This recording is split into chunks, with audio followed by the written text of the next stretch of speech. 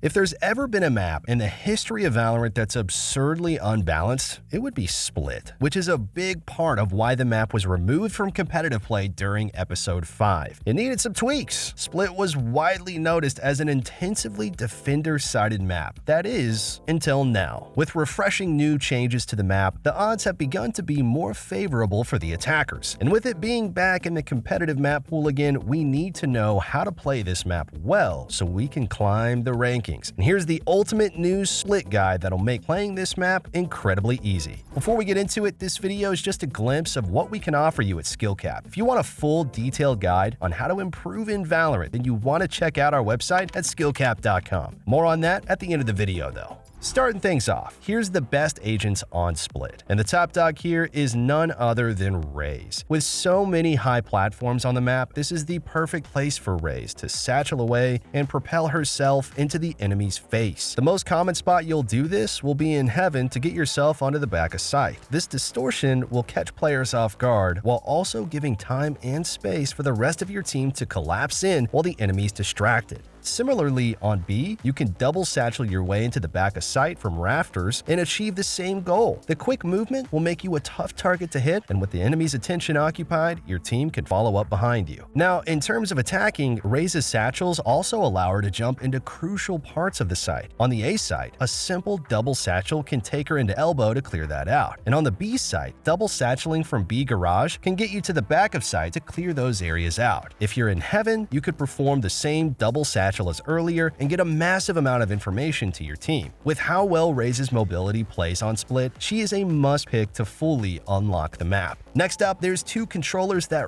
really shine on Split. The first one being Viper. Viper's wall can cover a ton of ground on Split. You can throw a wall that covers ramps and mid, which are two big points of contention on the map. With the right positioning, you can take over half of middle as well, which makes it very difficult for the enemy to take control of that area for a Split push. You can also use it to hold ramps and A main, thus making it extremely difficult for enemies to rush through the site from the get-go. And with the design of the map, Viper's pit is so incredibly strong at holding basically everywhere. Middle, B site, A site. Viper's pit is going to cover it all, and there's very little room for players to try to just swarm their way through. Even the pros have very little choice other than spam the pit and hope for a lucky kill to break through. Now, the second controller is Astra. Astra's abilities overall fit well with Split. Because the choke points are so narrow, it's very easy to slow down a push with a simple smoke or gravity pull. This makes it also very easy to create gravity well plays to get easy pickings. And the most popular play that's been crafted is placing a gravity well onto B Heaven and flashing the point. This is a very commonly played position, and thus players are likely to get caught in it with little method of escape. From there, we can have a jet dash in or Raze satchel in to catch that player off the rip and grant a free pick. And just off this simple play, you've gained a ton of map control and are forcing the enemy to have to position themselves more cautiously. These are the current best agents on the map that have very high pick rates on Split. Regarding Sentinels and Initiators, we found that pro players have been very flexible in these roles, indicating that you'll be pretty well off regardless of which one of these agents you select. With that out of the way, let's take a deeper look at how we can take advantage of the new Split changes. First up, they've added an extra ledge in A main. This makes it more challenging for a ramp player to hold the fort, as players can peek from two different positions. Now, it's harder to figure out where you want to place your crosshair to hold the choke point. In this position, it'd be best to swing from both positions at once. If this is done, the ramp player has no idea where they should aim at first. This confusion gives you the opening you need to win the duel. There's also an additional ledge that's also been added further down in A main. This is going to be an incredibly strong angle to play during post-plant situations. You can peek out from different parts of this ledge to get a good off angle as players try to retake. The best place to plant the spike is still in the left corner where attackers can defend from Heaven. With this ledge though, you also have the option of placing a player in A main to hold the flank and also have an easy way of getting a quick peek onto a defender that's trying to defuse. And now, arguably the biggest change that's been made on the map, and that is the reduced length of rafters. With this change, attackers will have an easier time clearing out this point. It also makes it easier to clear out Hell without having to drop down onto the position itself. Despite that, Hell is still a powerful position with these changes. You can hold for an A main push while also having the ability to better assist against a push from heaven. Regardless of whether you're a defender or attacker playing post plant, this position remains strong. Lastly, let's climb up to tower. The big changes made here is the removal of the trash can for peeking ramp. That, along with the flooring being more flattened out. These changes will make it easier for attackers to push the tower, as there's no longer a headshot angle or a staircase that forces you to adjust your crosshair up or down based on where the enemy is positioned. As a defender, you'll no longer have that safe angle to hold tower anymore. Instead, the main goal will be jump peeking to spot players out. If someone's spotted, that's when you want to utility your abilities to give yourself an advantage prior to peeking if there aren't too many enemies that were spotted. If you do see several players charging tower, your goal is more to stall with abilities as long as possible until your teammates can arrive to help you. Don't jump into the wild by yourself. Back on the attacker side though, because these changes are making it easier to push tower, you should absolutely take it. Split pushing is the best way to take over sites. I mean, that should be obvious, as the map name is literally called Split.